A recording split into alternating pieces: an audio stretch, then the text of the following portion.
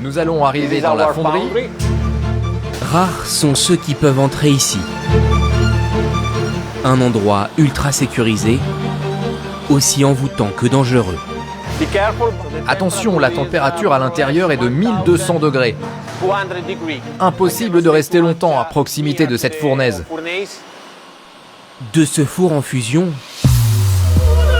coule un spectacle unique. De l'or liquide, filets rougeoyants, trésors incandescents. Regardez, maintenant ils vont verser l'or liquide dans ces moules. En quelques secondes, le métal se fige.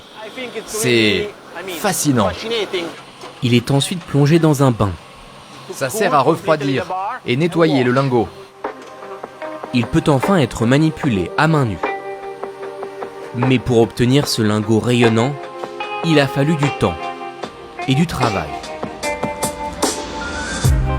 La raffinerie se trouve en Suisse, à quelques kilomètres de la frontière italienne. Derrière cette grille, voici comment arrive la matière brute, issue des mines des quatre coins du monde. Là, ça vient d'Australie.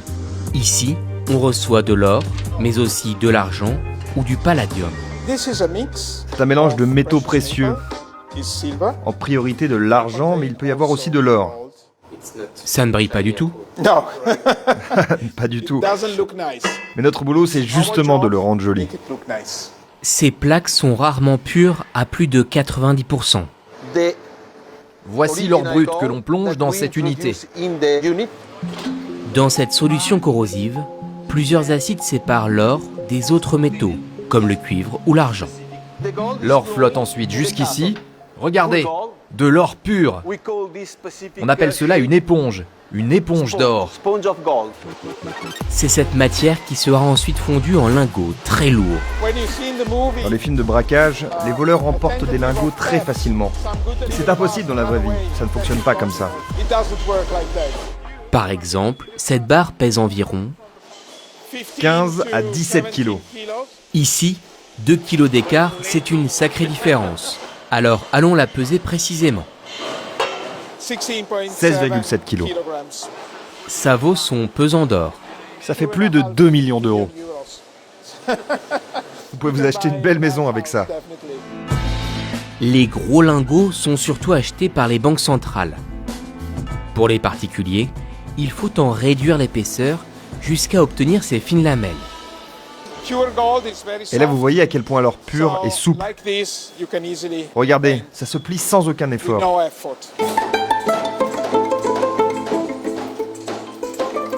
Et ça se découpe aussi facilement en petits éléments.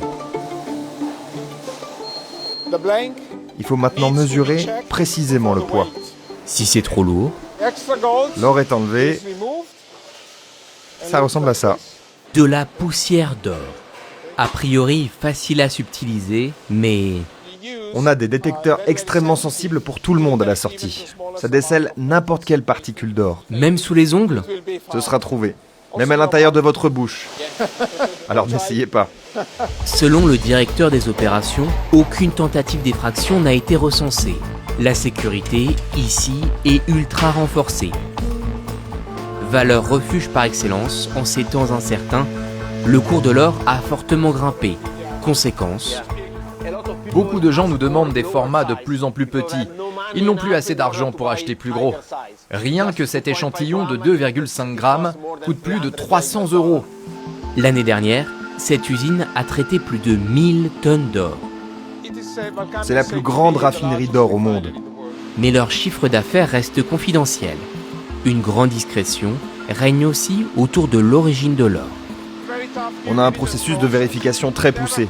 Après, c'est impossible d'exclure complètement que l'or puisse provenir de sources illégitimes. Il y a toujours un risque. En revanche, ce qui peut être parfaitement vérifié dans le laboratoire de la raffinerie, c'est la pureté de l'or en fin de processus.